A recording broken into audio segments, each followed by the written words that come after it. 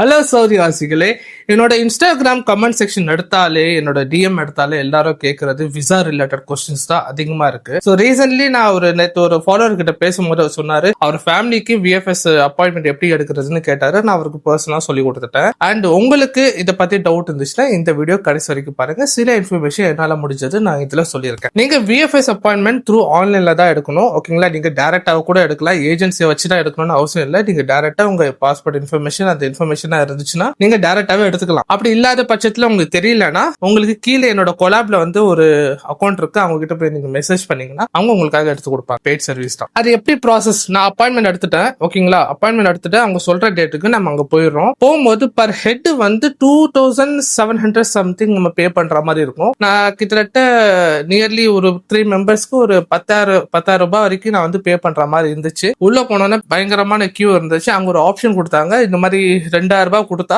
உங்களுக்கு ஸ்பெஷலா waiting room கொடுத்து ஏசி ஸ்நாக்ஸ் டீ காஃபிலாம் கொடுத்து ஒர்க்கு சீக்கிரமா முடிச்சிருவோம்.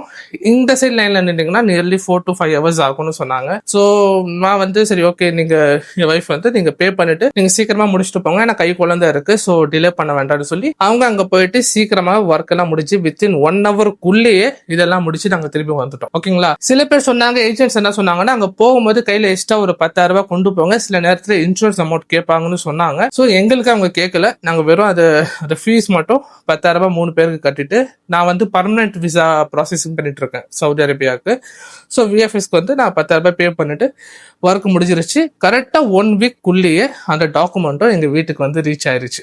ஸோ விசா ஒர்க்கும் எங்களுக்கு ஈஸியா முடிஞ்சிருச்சு. அடுத்து நம்ம டிக்கெட் போட்டு கிளம்பினா போதும். இங்க விசா ப்ராசஸ் முடிஞ்சோன்னா விசா வந்தோடனே நமக்கு மோஃபா நம்பர் வரும். அந்த மோஃபா நம்பரை நம்ம மெடிக்கல் பண்ணாங்க இல்லையா, அங்க ஃபோன் பண்ணி இந்த மோஃபா நம்பர் கொடுக்கணும். கொடுக்க மறந்துடாதீங்க, அது கம்பல்சரி கொடுங்க. ஸோ அப்போ உங்க ப்ராசஸிங் ஃபினிஷ்ட். உங்க ஃபேமிலியை நீங்க சவுதி அரேபியா கூட்டு வரலாம். இந்த மாதிரி இன்ஃபர்மேட்டிவ் வீடியோஸ் நீங்க பார்க்கணும், சவுதி விசா பத்தி தெரிஞ்சுக்கணும்னா கமெண்ட் செக்ஷன்ல சொல்லுங்க. அதை பார்த்து அதை கமெண்ட்டை பாயிண்ட் பண்ணி நான் வீடியோ போடுறேன் இன்ஷால்லா. அண்ட் அடுத்த வீடியோல சந்திப்போம். பாய். ஃபாலோ பண்ணிட்டு போங்க.